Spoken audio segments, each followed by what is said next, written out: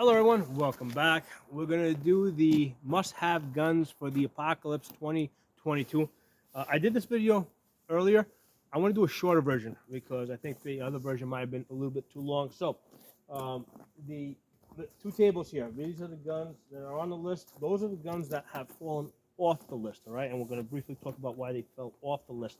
They were on the list in previous years. So first one, AR-15. Very reliable guns, very tested at this point. Tested, obviously, in military combat, but also tested in civilian use. Right, we've been testing these out. These guns have probably received a lot more improvement because of all the civilians that have been buying them and shooting them. In the last 10 years versus all the years that the military had them, right? Because the military, once they, once they get into a contract, they just keep buying and buying and buying. They don't have that pressure to improve upon them. The first thing that was improved with this gun is the magazines.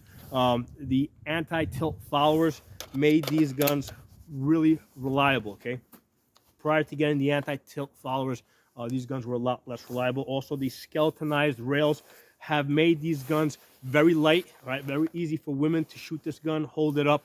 In the past, I used to recommend AR pistols for women, but what I found is that the AR pistols were very loud. You had to put a linear comp on it, which again added a little extra weight. But at the same time, you still had that muzzle flash. The gun was still a lot louder. So I found that it was just better for women to get a 16-inch barrel and get like a 12-inch skeletonized rail that had lots of holes in there to make the rail lighter. And I find that most women are pretty comfortable shooting this. But now, because of the M-lock system, you've got the option to add things that you like. You can put the lights on it, the slings on it. You can put a bipod on here. So you've got all that great flexibility. Of course, you've got the ability to put optics. All my guns have optics on it. After reliability, the optic is probably the next most important thing on the gun because shooting is a seeing thing. And a lot of things happen at night, happen in adverse weather conditions, in fog conditions, daylight, twilight. In daylight and twilight, the glow-in-the-dark sights don't work really well, right? Because it's not light enough that you can see the iron sights, but it's not dark enough that the tritium is going to glow. Okay, so that's why I just prefer optics on the guns. I've seen that everybody more or less shoots better with optics. A lot of times I get old timers say, "Hey, I've been shooting with they've been shooting with iron sights for a long time." Initially, they try it, they don't like it, they don't think they're shooting as well. But then after they get used to it, they find that they shoot a lot better. Okay. Now, with the AR, you also have the ability to get the 22 conversion bolt. Okay. Which now gives your 5.56 the ability to shoot 22 long rifle, which is obviously a great hunting round for small game, for squirrels and stuff like that you would need to hunt in the end of the world apocalypse. Okay, all the deer are going to disappear pretty quickly. You're going to be hunting small rodents and eating them. Okay, so these magazines, right? These are the CMMG magazines. These are very, very good magazines. They work really well. I have found that these work better and more reliably than these than the BX25, the Ruger BX25s. Okay, when these go in, actually one in it, they tend to rock. Sometimes sometimes you get into issues where they don't work. I have lots of these. I've got 2 of these Ruger 1022s. Same issue. Most of the time it works, but sometimes you get into situations where it doesn't work. Okay. Overall, I have found that the 22 conversion bolt in an AR it works better, more reliably. I have also found that it's easier to clean that gun. Okay, taking apart the Ruger 1022 is a pain in the ass. Taking out this conversion bolt and cleaning this is much easier. Okay, so that's the other reason why Ruger 1022 off the list. AR-15 with a 5.56 bolt and the 22 conversion bolt is in. Now you might say, well, why not have 2 guns, right? Why not have a Ruger 1022 and an AR? Well, my answer to that is, why not have 2 ARs, right? Have 2 ARs with 2 conversion bolts. Because my thing is, yeah, you should have multiple guns. And I usually tell people, you know, as we go down this list, you want to have 2 ARs. You pretty much want to have 2 of all the guns that we talk about. So I would rather have more ARs than have a Ruger 22. Now that said, I am not getting rid of my Ruger 1022. I'm keeping it. This list is really for people that are just kind of getting into the game and they don't know what guns to get. You know, so this is where this list is kind of aiming at. Okay, so Ruger 1022 is out. AR-15 is in. Next on my list, Glock 17 or 19. Okay. MOS. Okay, in this case, this is a polymer 80 with an optic. Again, key feature is the optic. Must have the optic. The optic it comes right after reliability as far as the importance. Okay, so it's got to have the optic. Everybody shoots these pistols better when they have the optic on. And the important thing, the thing that both the Glock Gen 3 and the AR-15 have in common, okay, is that there's lots of parts out there already in circulation. Lots of people already know how to build these guns. So if you have an AR or if you have a Glock and it breaks, you can find people to help you fix the gun. Okay, so that's a really important component when you're considering, you know, what guns would I want for the, you know, end of the world apocalypse 2022. Okay, you need reliability, you need optics, you need lots of parts, and you need you know, either you yourself gotta be knowledgeable in fixing the gun, or you have to have access to lots of other people that know how to fix the guns. Okay, moving on. I got here the Palmetto Px9. Okay, this is a 9mm. Great thing about this, takes Glock 17, Glock 19 magazines.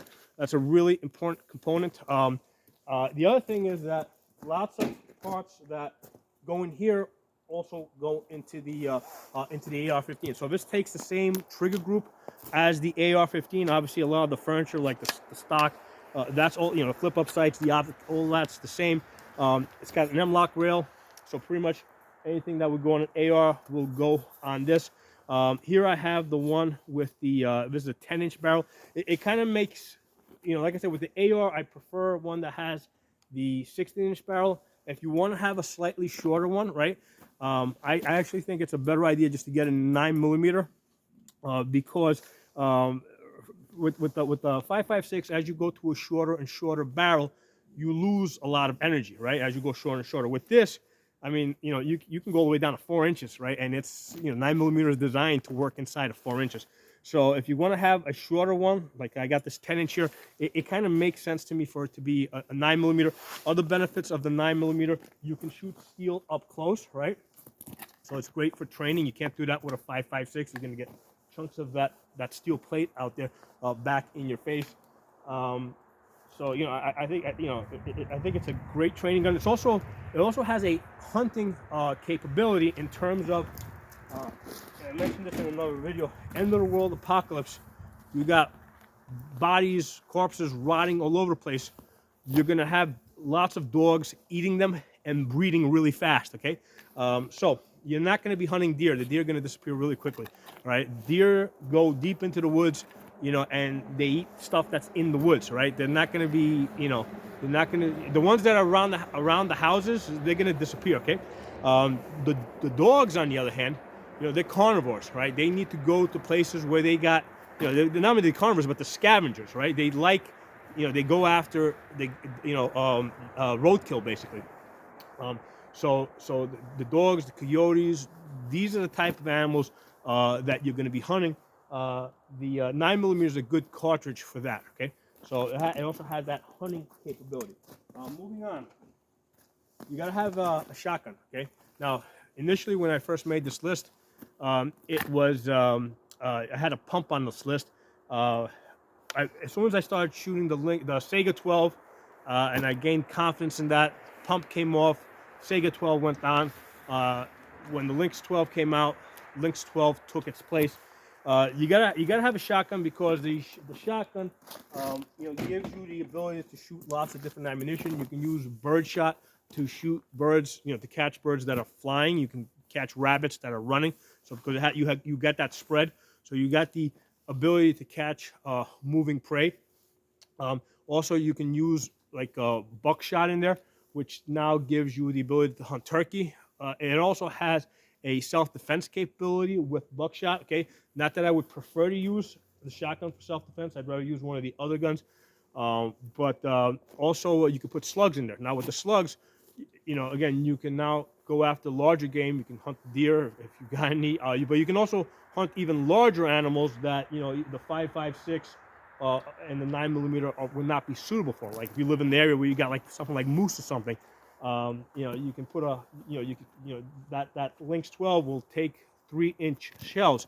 You can put in a slug in there, adjust your gas valve, and now you've got a gun that's capable of taking down some pretty large animals. Okay, so those are my my must-have guns for the Apocalypse 2020. We get the AR-15, 5.56 bolt, and a CMMG 22 conversion bolt, a Glock Gen 3. Again, all these guns gotta have optics. You gotta have optics on it. Okay, Glock Gen 3, the Palmetto Px9. And again, because PX9 takes the Glock magazines, so I recommend something that takes Glock mags that will match up to your pistol. And the Lynx 12, these are very versatile guns. Now, one of the two guns that fell off the list. Let's talk about those really quick. We already talked about the Ruger 1022. It was on that list for already like 10 years plus. Okay, the reason why it came off, because I think that I've seen that the AR with the 22 conversion bolt is better. It's easier to clean. I mean, I can get like 6-inch groups out to 100 yards, and most likely you're not going to be able to see a small rodent at 100 yards anyway.